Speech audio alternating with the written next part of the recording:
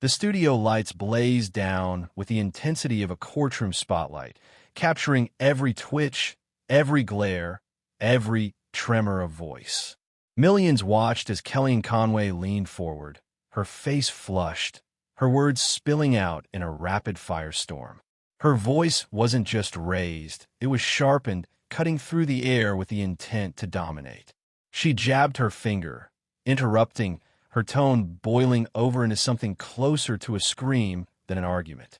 Across the table, the host tried to step in, his eyes flicking nervously between the cameras and the chaos unfolding beside him. This was supposed to be a debate, but it was quickly unraveling in a theater, raw, unfiltered, and impossible to look away from. The audience at home didn't need to check the captions.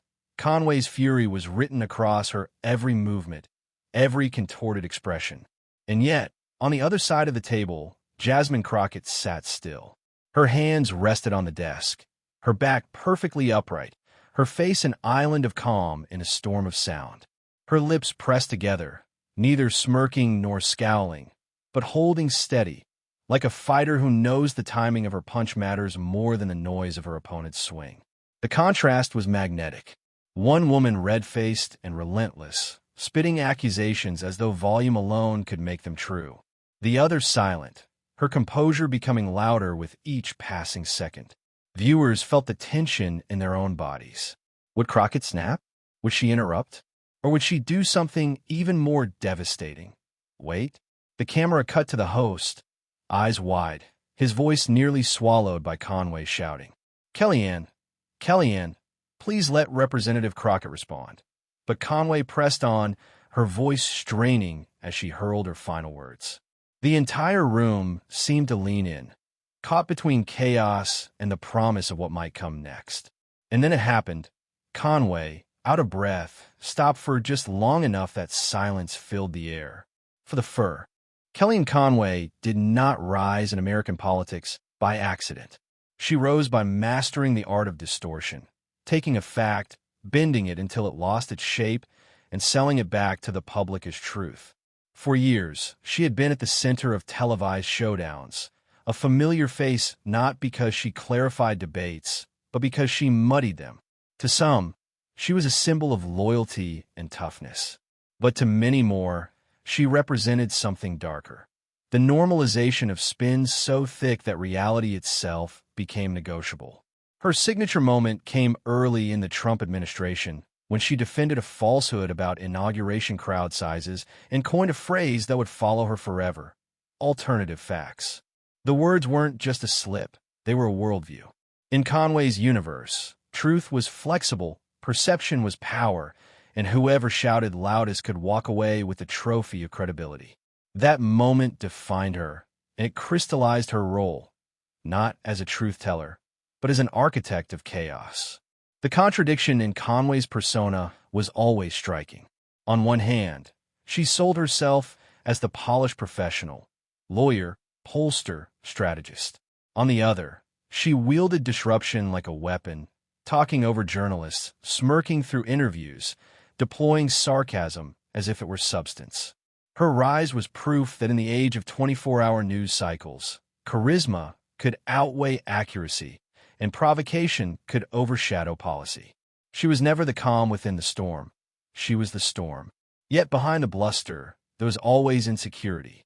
Her constant interruptions, her visible irritation when challenged, her need to dominate every exchange. These weren't the marks of someone certain in her position. They were the tells of someone who feared silence. Silence was dangerous, because in silence, her arguments could be examined. Silence meant her performance could be seen for what it was: volume without depth. And that was the paradox of Kellyanne Conway. The studio air felt heavier by the second.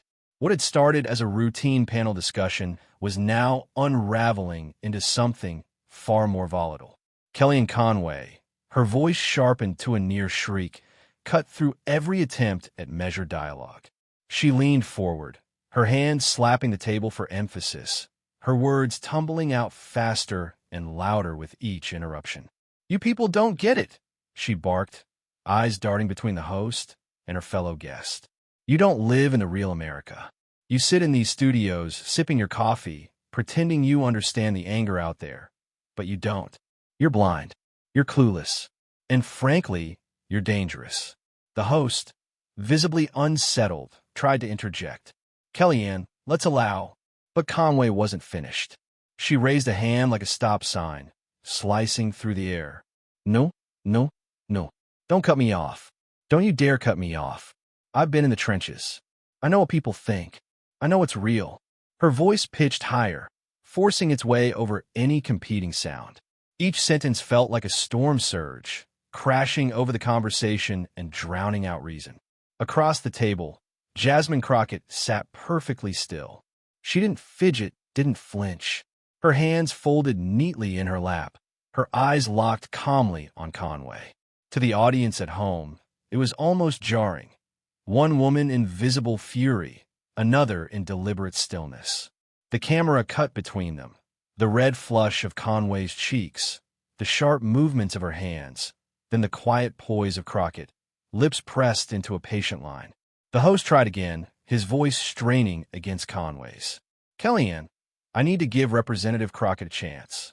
No, Conway snapped, stabbing a finger toward Crockett. She doesn't care. None of them care. They talk a good game, but when it comes down to it, they don't lift a finger for real Americans. And I won't sit here and let her pretend otherwise. The tension was unbearable. Viewers at home shifted forward. Slowly, deliberately. Her microphone caught the faint scrape of movement, a sound that sliced through the hush like a warning bell. Crockett didn't raise her voice. She didn't need to. Kellyanne, she began, her tone measured, each syllable weighed. You can shout all night, but shouting doesn't turn lies into truth. The words landed with the clean precision of a gavel strike. The audience gasped. A few scattered claps echoed before falling into stunned quiet. The host blinked, frozen mid-breath. Crockett continued, her voice low but unshakable. You call it passion. I call it panic. Because deep down, you know, if the facts were on your side, you wouldn't have to scream. The silence that followed wasn't empty. It was thick, heavy, like the courtroom stillness after a prosecutor delivers the final blow. Conway's mouth opened, then closed. Her usual arsenal, the quips, the pivots, the rehearsed retorts, seemed to evaporate. For the first time in the segment, she had no script to run to. The cameras caught it all. The faint twitch at the corner of her lip. The subtle glance toward the host, as if begging for rescue. The awkward shift in her chair, her once commanding posture suddenly smaller. And across from her sat Jasmine Crockett, unflinching, unbothered, radiating the quiet confidence of someone who had fought bigger battles than a TV shouting match. The host finally exhaled, fumbling for words. Congresswoman Crockett, that's quite a point. But it didn't matter. The moment had already escaped the studio. Social media lit up within seconds. Clips of Crockett's line were clipped, captioned, and launched across Twitter, TikTok, and Instagram. The phrase, shouting doesn't turn lies into truth, trended by the minute, typed and retweeted with fire emojis, clapping hands, and tags that screamed #MicDrop. Commentators rushed to post their reactions. Some marveled at the composure. Others compared it to famous courtroom dramas. Atticus Finch, Clarence Darrow, Thurgood Marshall. Ordinary viewers called it the line of the year, the kind of phrase people would remember long after the debate itself had been forgotten. And the memes? Oh, the memes exploded. Split-screen images of Conway red-faced and Crockett serene. GIFs of the moment Crockett leaned into the mic, audio clips remixed over hip-hop beats. Within an hour, late-night hosts were already teasing their monologues. By dawn, newspapers across the country ran with headlines. Crockett silences Conway with viral takedown. But in the studio itself, there was no need for headlines. Everyone had witnessed it firsthand.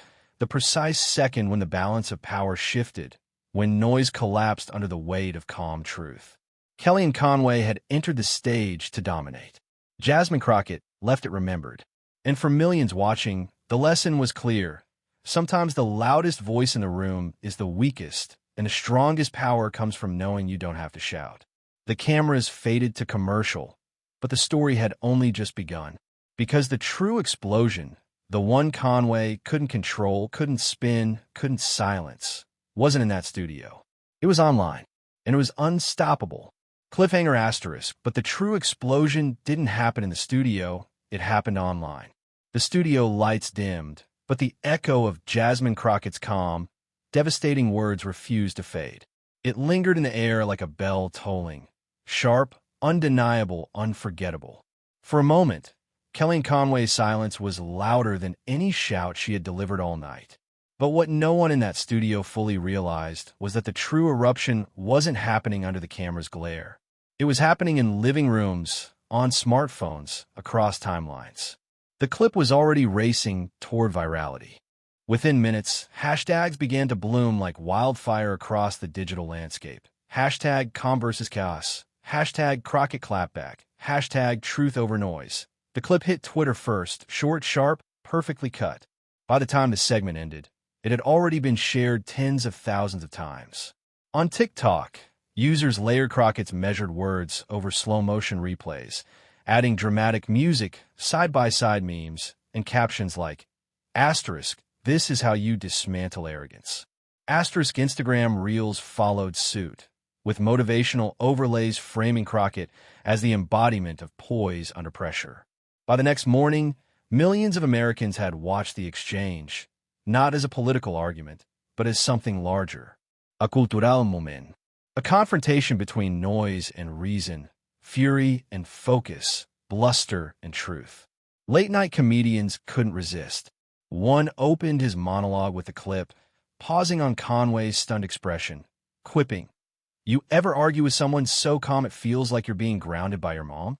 That's Jasmine Crockett right there." The audience roared. Another commentator declared, asterisk Crockett didn't just win a debate, she gave America a masterclass in grace under fire. Asterisk. Cable news networks ran the clip on loop, framing it as symbolic of a national divide. Analysts dissected body language, tone, timing. One described Conway's performance as the politics of volume, while another praised Crockett's as the politics of composure. Even Conway's allies couldn't ignore the optics. Some tried to spin it, suggesting the media was exaggerating, but the damage was already done. The contrast was too stark, the imagery too powerful. Conway had screamed, Crockett had stood firm, and America had already chosen its viral hero. But the ripple went deeper than ratings and retweets. For ordinary viewers, the moment tapped into something raw, the frustration of being talked over, dismissed, or drowned out by louder voices. Crockett became an avatar for everyone who H. We live in an age where the loudest often command the stage, where outrage gets clicks and calm is overlooked. But Crockett's viral moment flipped the script. It reminded us that dignity is not outdated, it is revolutionary. And it doesn't just win arguments, it wins respect. What lingered wasn't Conway's thunder. It was the silence that followed Crockett's reply. That silence carried weight. It was the hush in the studio, the pause on social media timelines, the gap where people whispered to themselves, did she really just say that? It was proof that clarity still matters. That facts, delivered without theatrics, can pierce through noise like sunlight through storm clouds. And in that quiet, America remembered something we often forget. Rage burns out fast, but composure endures. For Crockett, this wasn't just a personal victory.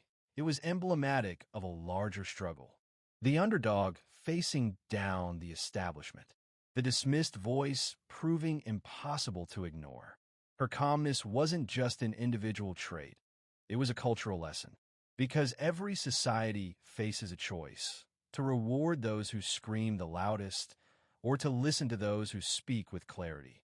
Crockett showed which path still resonates. And so, when the moment was finally written into the week's history, the headlines didn't highlight Conway shouting. They highlighted the reply.